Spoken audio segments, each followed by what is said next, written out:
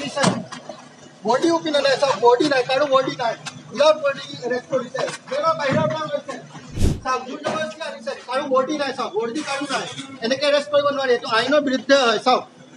মই ৰিতম সিঙৰ মাকে কৈছো মই অসম ৰাইজক অলপ ৰিকুৱেষ্ট কৰিব বিচাৰিছো মোৰ ল'ৰাক ইলিগেলি মৰিগাঁও পুলিচে এৰেষ্ট কৰিছিলে তাৰ পৰা যোৱাকালি আমি হাইকোৰ্টৰ পৰা বেল পাইছো হাইকোৰ্টৰ পৰা বেল পাই পেলাই আজি আমি আমাৰ ল'ৰাক ৰিলিজ কৰি লৈ যাব বিচাৰিছিলো কিন্তু মৰিগাঁও জেলৰ বাহিৰৰ পৰাই আকৌ পুলিচৰ 4টামান গাড়ী আহি পেলাই জোৰকে তেওঁক টনা আজা কৰি পেলাই টানি দেউতাক আছিলে লগত মোৰ দেউতাকক পেলাই দিলে তেওঁলোকে তলত দেউতাক পৰি গ'ল তাৰপিছত তেওঁ বেমাৰী মানুহ হাইজেক কৰি পেলাই ল'ৰাটোক কোন থানাত লৈ গ'ল কি কৰিলে আমাক একো নক'লে আমি ইমান কৈছো যে আমাৰ ল'ৰাক ক'ত লৈ গৈ আছে আমি জাষ্ট বেল পাইছো হাইকোৰ্টৰ অৰ্ডাৰৰ মতে আমি ৰিলিজ অৰ্ডাৰ কৰাই পেলাই তেওঁক উলিয়াই আনিছো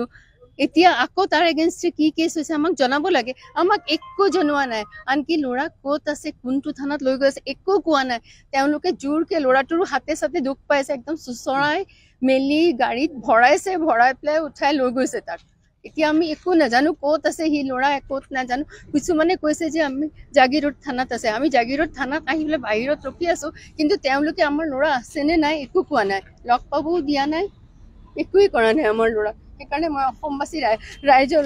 ৰিকুৱেষ্ট এটা কৰিলো আমাৰ ল'ৰাক কাইণ্ডলি সোনকালে আমাক সমঝাই দিব লাগে যিহেতু সি হাইকোৰ্টৰ পৰা বেল পাইছে আমি ভাবো যে তাৰ লাইফত তাৰ জীৱনত ভাবুকি এটা আছে হয়তো তেওঁলোকে তাক অনিষ্ট কৰিব পাৰে তাইৰ লাইফত কাৰণ ইমান বেয়াকে তাক উঠাই লৈ গৈছে সি বহুত দুখ পাইছে আৰু সি বেল পাই বেলত ৰিলিজ হোৱা ল'ৰা আৰু সি কি ক্ৰাইম কৰিছে কি নাই কৰা সিটো 28 দিনৰ পৰা জেলতেই আছে সি কাস্টডিত আছে 15 তাৰিখৰ পৰা সি কাস্টডিত আছে কেছটো খালি টুইটাৰৰ কাৰণে কৰিছিলে টুইটটো এটা মানুহৰ এক্সপ্ৰেছন অফ থটছ আমি আমাৰ কথা টুইটাৰত ক'ব পাৰো আপোনাৰ যদি কিবা দিগদাৰ হৈছে আপুনি আমাক ৰিপ্লাই দিয়ক বা আমাক কওক আমাৰ টুইটটো আপোনাৰ কি হাৰ্ম